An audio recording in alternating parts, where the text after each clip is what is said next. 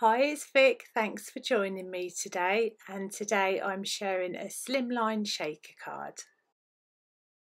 So for my card today, I've got this Time for Tea Designs Scalloped Slimline die. So I've die cut 2 pieces of these, and then with one piece I've gone ahead and cut 3 circles. And for my images today, I've got the Magengo Designs Read More stamp set, and these little bunnies and bears are just so sweet. So to start with, I've got some Distress Oxide, and I'm just going to quickly ink blend the front piece that will be my shaker card. And then the second piece that doesn't have the die cut circles is the piece of card that's going to be showing through the shaker card. So I'm just going ahead and laying down all the colours that I want for my card, and then the piece that's going to be peering through, I wanted to have some pinks and reds just to blend the yellow and the oranges together nicely. And I've got my Time for Tea Designs beautiful blender brush, which I'm using to apply the ink. So once them panels are done, I've got some white gesso paint, so I'm just adding some water and then add in some little droplets to that part of the card. And then for the second piece I'm using some Distress Oxide, so I've got some orange and red colours, and again I'm just adding some water to add some little splatters. I'm then going to put these to the side to dry while I just quickly start my Copic colouring. So the 2 bears that I'm colouring, I've used exactly the same markers, so I've left them on screen, and then for the bunny I've gone in with some warm greys. And these images are just so sweet, and I thought they'd look really nice on a shaker card. So I'm just finishing up the second bear, and then the last image is the bunny, and then I've added some white gel to their cheeks just to give them some highlights.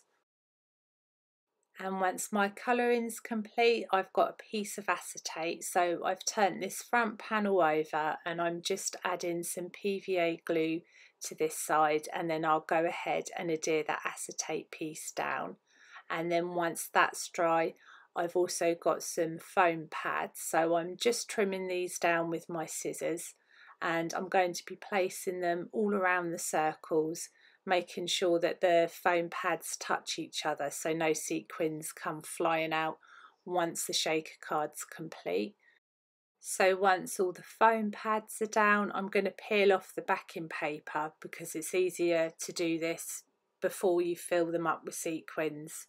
I find it easier anyway. So now I'm just going ahead and adding some sequins into the windows. And for my smaller window, I've got these polystyrene balls which I swore I'd never use again because they are a nightmare. They just get stuck to everything, but they do look pretty, so I'm trying to be as careful as I can to do that. And now I'm just placing that back piece over the shaker card, so that's the piece that has the red and pink ink blending on. So I'm just carefully applying that and making sure that it's stuck down. And that's the shaker part complete. And my card base is a DL card base, but I've trimmed this down a tiny bit at the edges. So now I've got some PVA glue and I'm applying this to the shaker panel. And I find the PVA glue much easier to use than double-sided tape on these tool cards. So if you do struggle trying to get it centre, then try using some PVA glue. And here I'm just pressing everything down, making sure it's adhered nicely together. And next I have these uniquely creative stamps. This is the Read Past Your Bedtime stamp set. So I've got 3 greetings from there, and I'm just preparing my cardstock now because I'm going to be doing some heat embossing. I've got some Versamark ink, so I'm just inking up my stamp and placing this onto my card, and I'll do the same with the other 2 greetings. And once that's complete, I'll then go ahead and use some embossing powder, and I chose some brown card just so that it blends nicely together with the colours I've used. So once the greetings are covered with the embossing powder, I'm going to go ahead and use my heat gun to heat set this. And once that's heat set, I'll then go ahead and trim the sentiments down.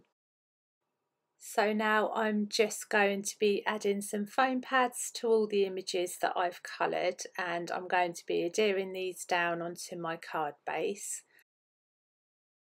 And I've got my 3 sentiments that I've just heat embossed, so I'm going to be placing them on my cards and figuring out where to put them, and then I'll go ahead and adhere these down using some foam tape too. And once everything's been adhered down, I'm then going to be going ahead and adding some extra embellishments, because I love sequins and I love making the shaker cards and then adding some sequins onto the card front. So I've just got some PVA glue here and my pickup tool, so I'm just adding some sequins. And then I also found some little gems out of my craft stash, so I'm just going ahead and placing a few of these onto the card too. And I'll leave everything I've used in the video today in the description box.